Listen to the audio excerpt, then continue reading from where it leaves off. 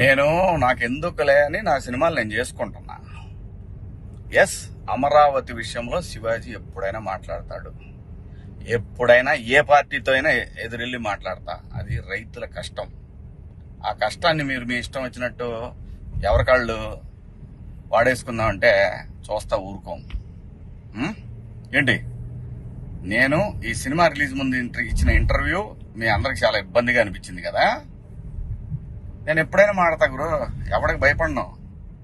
మీలాగా ఆడెవడో ఇచ్చే పేటిఎం డబ్బుల కోసం నా బతుకు నడిస్తే చాలులే అని అనుకుని పోయే రకాన్ని కాదు నేను. అలాగైతే మీ అందరూ తెలుసో లేదో, నేనే ఒక వ్యవస్థను ఏర్పాటు చేయగలిగినోడిని నేను కాదు. ఈ బతుకిచ్చింది మనకి జనం, అది నాకైనా రాజకీయ నాయకులకైనా. మధ్యలో పేటిఎం గాళ్ళు ఉన్నారు చూసారా మీరు, మీ అందరూ ఈ సినిమాని ఆపగలరేమో, మీరు శివాజీని ఆపలేరుగా. ఏంటి, సినిమాని ఎలా ఆపగలరు మీరు?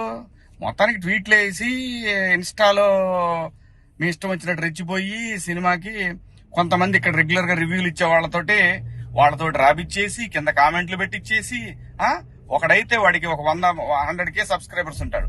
సినిమా రిలీజ్ కూడా కాల. ఆశ్చర్యపోయాను నేను, ఏంటి ఏదో తేడా కొడుతుంది అనుకున్నా. అయినా నేను కంప్లైంట్ ఇద్దాం అనుకున్నా. అయినా వద్దు పిల్లనాయాళ్ళు బాధపడటం.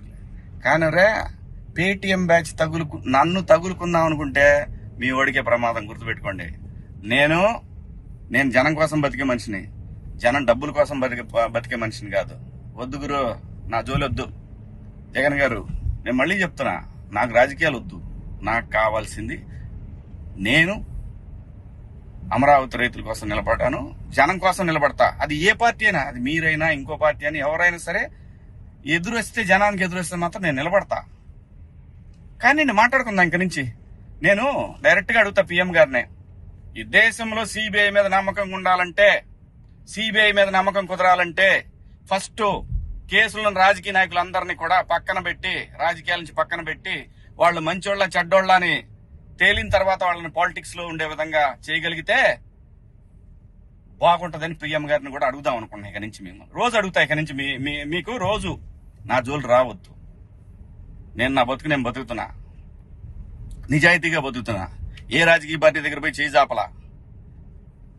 మీరంటే భయపడతామా? ఏం చేస్తారు అబ్బాయి?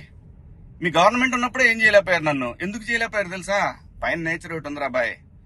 రప్ప ఇవన్నీ బాగుంటాయి వీడియోల్లోనూ వాటిలో చూసుకోవటానికిను ఎగేసుకొని మనం భుజాన రేపేదో జరుగుద్దని ఊహించుకుంటే. మనందరికంటే ప్రకృతి గొప్పదిరా అబ్బాయి, గుర్తుపెట్టుకోండి. అయినా వ్యవస్థ గురించి ఆలోచించాలి కానీ, ఎవడో ఒకడు డబ్బు సంపాదించుకుందాం జనం మీద అని వాడి కోసం వాడిచ్చే 1000 రూపాయలు, 4000, 10,000, 20,000, 1,00,000, 2 లక్షల రూపాయల కోసం ఎంతమంది భావితరాల భవిష్యత్తు ఆడుకుంటారా మీరంతా? బుద్ధుందంటారా మీకేమన్నా? మనందరం ఏమి లేకుండా ఇంత దూరం వచ్చాం కదా. మాట్లాడుకున్నారా అబ్బాయి? రేపు నుంచి మాట్లాడదాం మీ నాయకుడి గురించి, మీ పేటిఎం బ్యాచ్ గురించి. ఇంకా ఉన్నారు, తీస్తా. ఇప్పుడు దాకా సైలెంట్ గా ఉన్నా నేను. మీరు నా బతుకు దాకా వచ్చారు చూసారా, ఒక్కొక్కటి చూద్దాం, మాట్లాడుకున్నారా అబ్బాయి? షేర్ చేయండి, లైక్ చేయండి, సబ్స్క్రైబ్ చేయండి. మరిన్ని వీడియోల కోసం బెల్ సింబల్ పై క్లిక్ చేయండి.